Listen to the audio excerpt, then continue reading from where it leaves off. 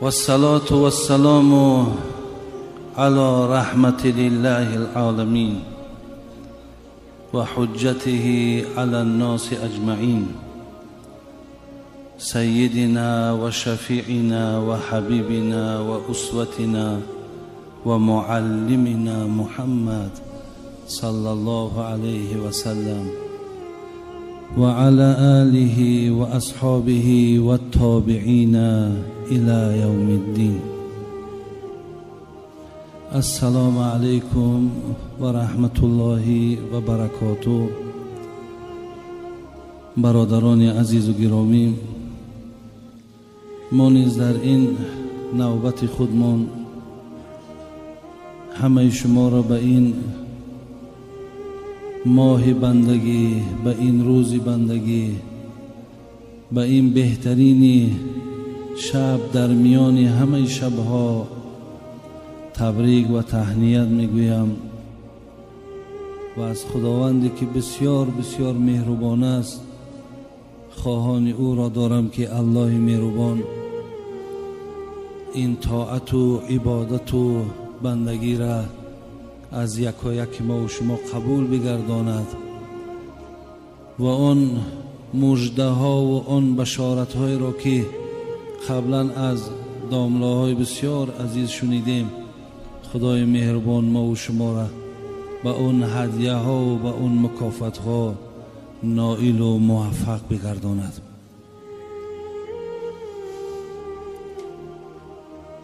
در جوانی طاعتی چندان نکردم، وای وای، طاعتی شایسته رحمان نکردم، وای وای.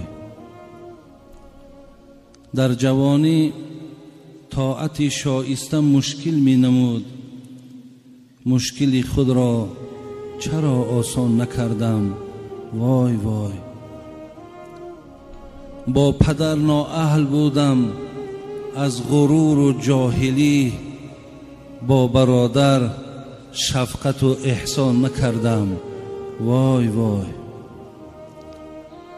امر و نهی حق تعالی را نآوردم به جای، خواندم و دانستم و فرمان نبردم، وای وای. راهزن ایمان مرا از راه حق گمراه کرد، پشت بر قول بدی شیطان نکردم، وای وای.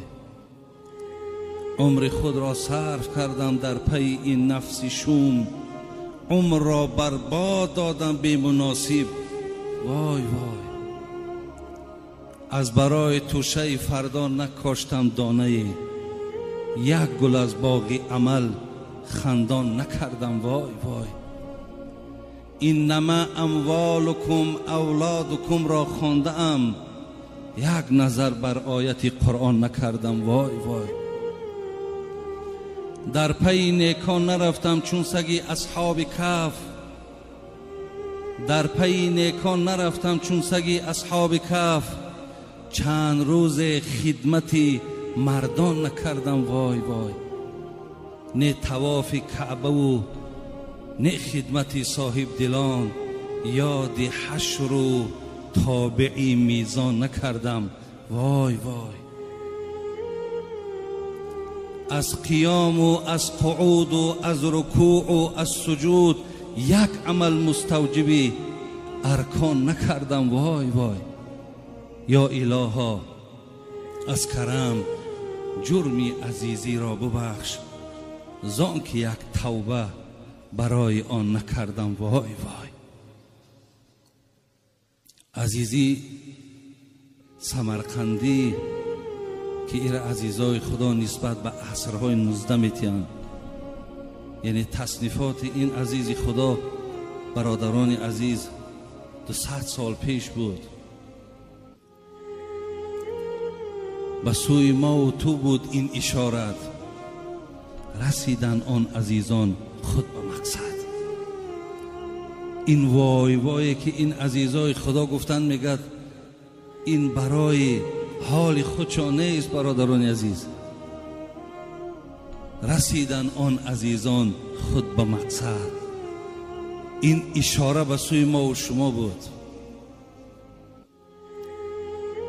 برادران عزیز و گرامی، حقیقتاً وقت خیلی نزدیک است، ولی من به طریق یک سوال برای شما یک صحبتی دارم. اگر برادران عزیز و گرامی از همه شما سوال کنند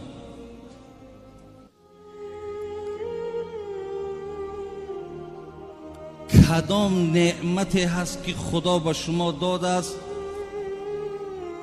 و در بین اون دادگی های خدا با ارزشترینش همون است؟ کدام نعمت خدا وقتی نصیب شما شد و در بین اونها قیمتترین همون نعمت کدام است؟ برادران عزیز، الله مهربان در سوره مبارکه ابراهیم آیت 34 میگد و این تعد نعمت الله لا تحصوها. الله را ببینین، ماها را کم ترک با یک بیاد ما میاره که به پروای بد نباشیم، به اهمیتی بد نباشیم. خداوند میگد آنقدر نعمت برای تو دادم که با سوادترین همین مردم تاجیکستان اگر بیاریم نعمتهای خداوند حساب کردن نمیتواند. کجا از نعمتی بیرون حتی همین نعمتهایی را که در خود بدنهای ما و شما هست همین را حساب کردن نمیتونیم.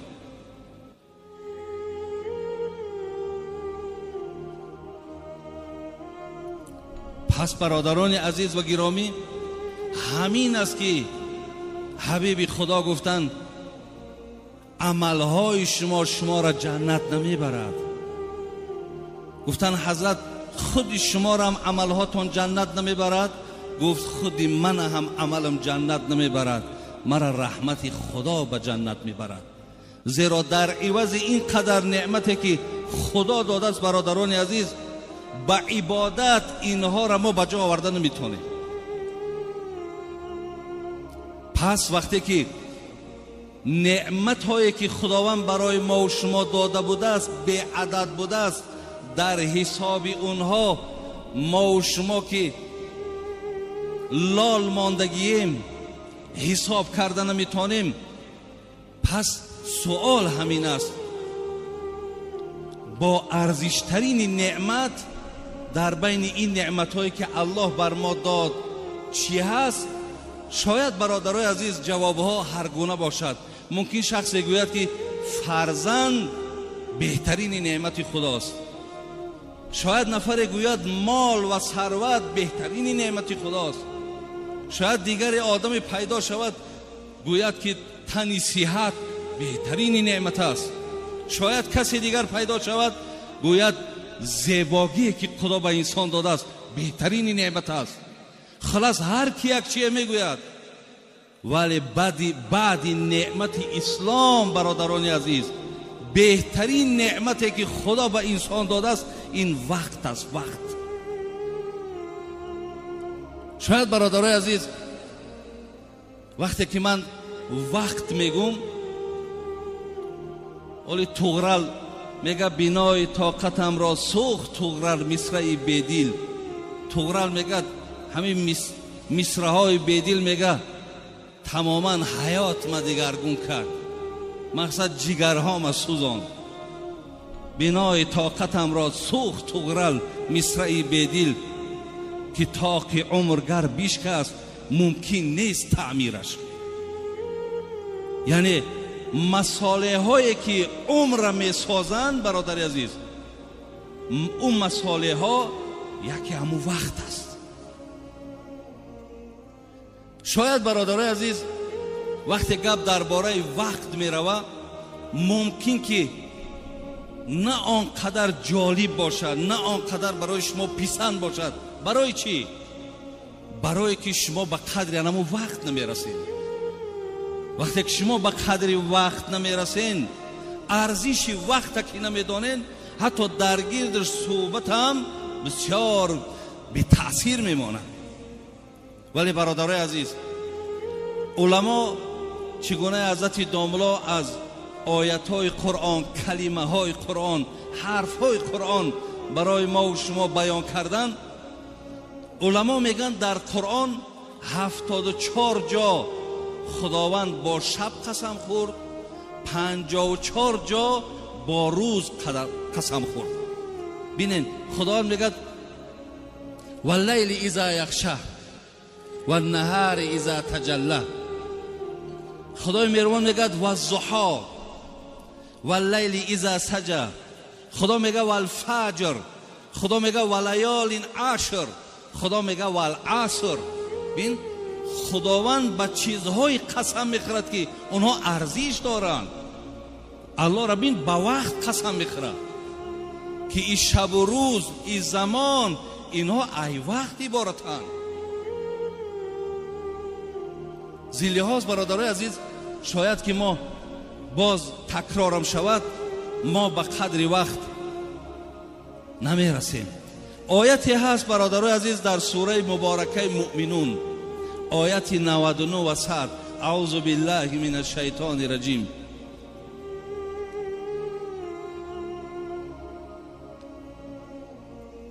اذا جاء احدهم الموت قال رب ارجعوني لعلی اعمل صالحا فيما تركته كلا انها كلمة هو قائلها ومن ورائهم برزخ الى یوم یبعثون. صدق الله العظیم. برادرای عزیز، وقتی خدای مهربان جان ما را میگرفته است، معنای آیت همینه. وقتی که دیگر ما بی جان میشویم، وقتی که الله دویم باره جان در ما بر میگرداند، ما از خدای مهربان چی خواهش داریم؟ میگیم خدای مهربان رب ارجعونی، ما را یک بار دیگه به دنیا بر نمیگردانی. برادر عزیز، این دنیا چی دارد که ما برای این از خدای مهربان بازگشت دویم باره داریم؟ ولی در یک حدیث خواندم که بغیر شهید هر کسی را که میگفتند که دویم باره میخوای که دنیا برای، میگفته است نمیخواهم. میگفتن برای چی نمیخوایی؟ میگفته است اگر 100 سال که معیشت کنیم، سکرات مرگ دهان ما را تلخ کردگی ای. یعنی آن مشکلاتی را که ما در حالت مرگ کشیدگیم، هیچ وقت بازگشتی به سوی دنیا دیگر نمیخواهیم. ولی حضرت مولوی خدا رحمت کند جنونی را میگه همه لذات این فانی به می خوردن نمی ارزد. می برادرای عزیز، این می که امروز مردم دیوانه کرده یا درآمد پولش برای مثال بعضیا بسیار فایده‌ناک بعد است، مراد از این می این نماز است، مراد از این می این محفل های خیر است. همه لذات این فانی به می خوردن نمی ارزد. نباشد نشعه وصلش به یک سوزن نمی ارزد. به جان پیوند نمرود است، راحتگاه فرعون است، به نزد عاشقی صادق به یک ارزن نمی ارزد. حضرت عبی چی میگه؟ که من زین رنج دنیا میکشم از بحر دیدارش، وگرنه این به یک دم بزم جان کندن نمی ارزد. همه این مهنتی من برادرای عزیز میگه به خاطر آن است که با دیدار الله برسم، و الا همه دنیا را به تمام لذتش جمع کو به یک بزم جان کندن نمی ارزد. این ارزش هم یک جان کندن ندارد. پس برادرای عزیز، از خداوند برای چی این بنده طلب میکرده؟ اینجا میگه لعلی اعمل صالحا فیما ترکت. خدایا من در دنیا در وقت بسیار به اهمیتی کردم، در وقت تماما اهمیت ندادم. میخواهم که همون به اهمیتی هایی را که در دنیا کردم، وقت های بیهوده را که گذرانیدم، میخواهم جبران او را با عمل صالح بگردانم. میخواهم که عمل های صالح کنم. میخواهم پایبند زیادتر حسنات شوم تا در پیش تو آمده و از اهل خجالت نباشم. این خیلی آیت ها برادرای عزیز در قرآن خیلی زیاد است. و انفقوا مما رزقناکم من قبل ان یأتی احدكم الموت فيقول ربي لولا اخرتني الى اجل قريب فاصدق واكن من الصالحين ولا يؤخر الله نفسا اذا جاء اجلها والله خبیر بما تعملون. از سوره مبارکه منافقون.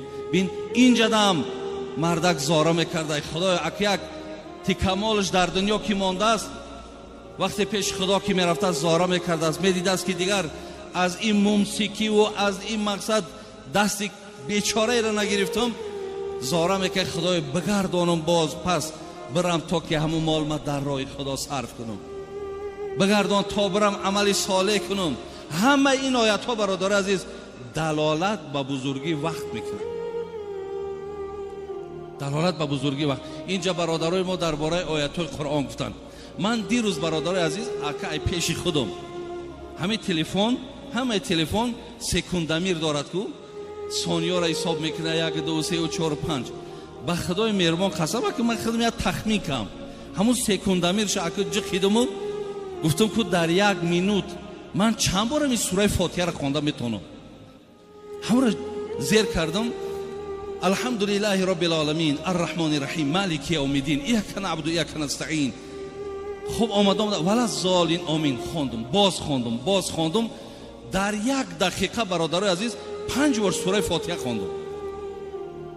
علما میگن در 1 سوره فاتحه را خواندن 600 ثواب است.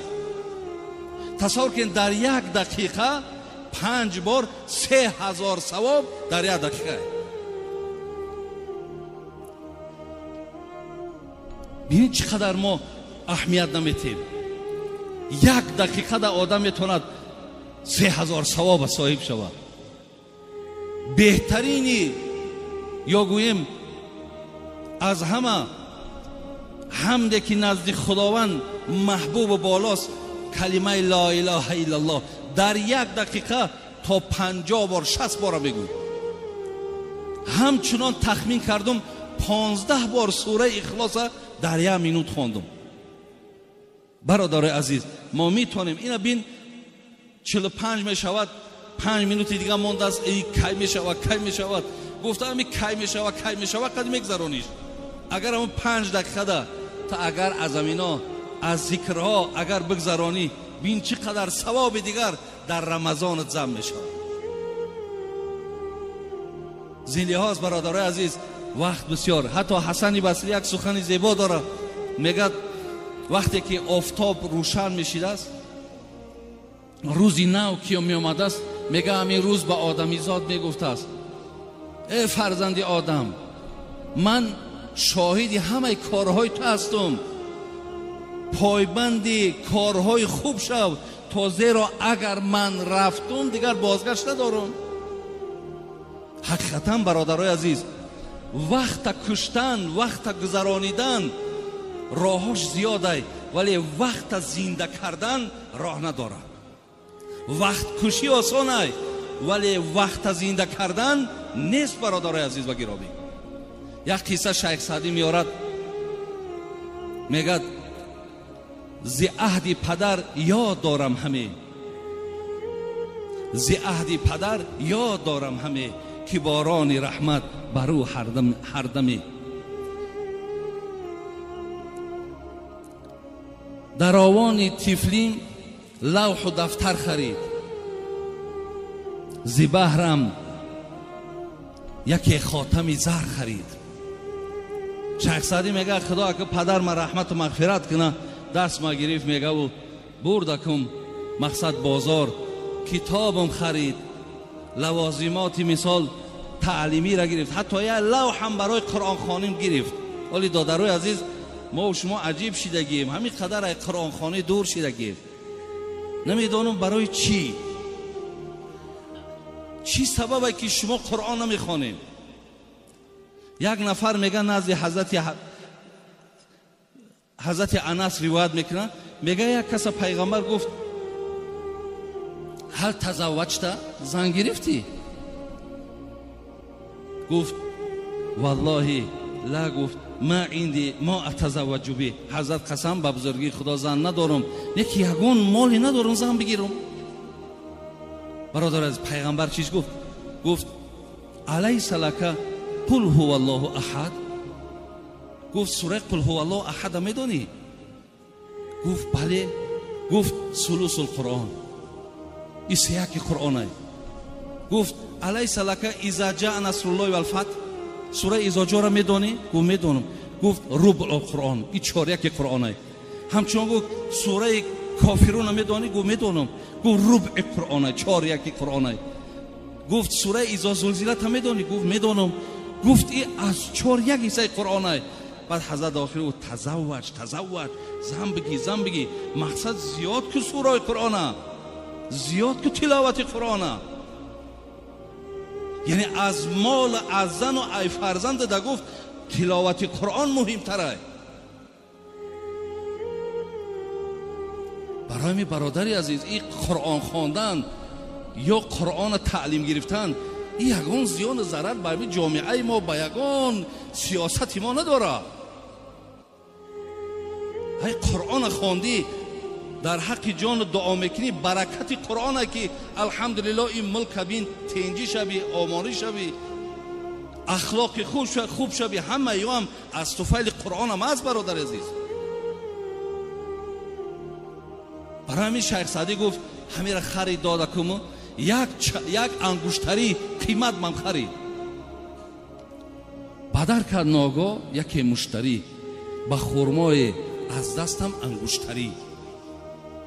یک آدمی هوشیار بود است، دیده زده است شیخ همین یک انگشتری قیمت ای، یک دانه که خرما را آورد دادش. گفت بچه‌ام بگیرم مرا انگشتری را.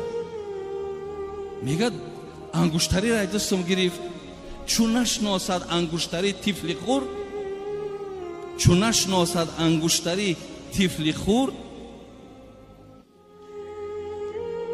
لبای با شیرینی از وی توانند بور. با شیخ سعدی گفت وقتی که من که کودک، مقصد طفل چی میدونه انگشتری چی ای، چی مقدار ارزش داره، با یک دانه شیرینی انگشتری را مرده گریب بر رفت. لیکن مقصد حضرت چی ای؟ تو هم قدر عمر خود نشناختی. ببین تو هم قدر عمر خود نشناختی که در عیش شیرین برانداختی. میگه شما هم میگه همین خیل، شما هم رنگ همون کودکی که انگشتری را قدرش ندانست، شما هم به قدر همین عمرتان، به قدر همین وقتان نرسیدین، نشناختین. زین لحاظ برادرای عزیز، اکو در این نسبت صحبت ها زیاد است. از این لحاظ من انشاءالله امیدم همینه که شما به قدر همون وقتی که میگن خب انشاءالله شما میرسین، احترامی مثال به وقت دارین، قدر وقت میکنین و در برابرش خدا خواهد شما نزد خداوند پاداش و ثوابتان میگیرید. برادران، من پیش از آمدن ای سحر همین قدر زنگ‌های زیاد شد که تمام مسافرهایی که داریم در بیرون تاجیکستان همش خواهش کردن در حق من دعا کنین. آدمایی که اعتکاف شیشتن بیچاره همش خواستن که در حق من دعا کنین. اینجا در مکه داملا از نام یک مادر بیمارم گوشزد کردن که و یک چیزی دیگر عجیب گفتن. یک 3 زنک زنگم زد، گفت داملا مقصد ما همین صحبت ها را خیلی مردم از اینترنت ها و دیگر قدی گوش میکنن. گفت ما زن دیمیم، همین مردکایی که زن دیم گرفتگی هم بگینشون که عدالت هم جاری کنن، دقشون دعا کنیم که مقصد ما زن دیمیم و تماما دیگر یگان سراغ پای نداره. از این لحاظ گفت در حق همه همین ماها هم دعا کنن. گفته خدای مهربان همه برادرایی که درخواست دعا کردن تمنیات و مقصودهاشون خدا حاصل کنه و این محفل چی محفل خیری هست. خدای مهربان آن پاداش اجرهایی که در داخل این است برای همه شما الله مهربان نصیب بگرداند. ربنا افتح بیننا و بین قومنا بالحق و انت خیر الفاتحین. آمین. اینجا در پیش شیشتنم همین شانه ما براوردم، ریش ما شانه کمو من تا نگاه کم اینجا مردکوی بیریش بسیار بوده. گفتم یکی خدای دادیلشون میدرو رای عوضشون میکنه که همین ریش شانه کردن. یگان تاکید که خداوند خی بریش شیده باشین ریشاتون مونین. یا هم انشاءالله پیروی از سنت پیغمبرمون های، این محبتی به پیغمبر خدا های انشاءالله ثواب زیاد میگیری. خدا همتون رو نگهبان باشه. خداوند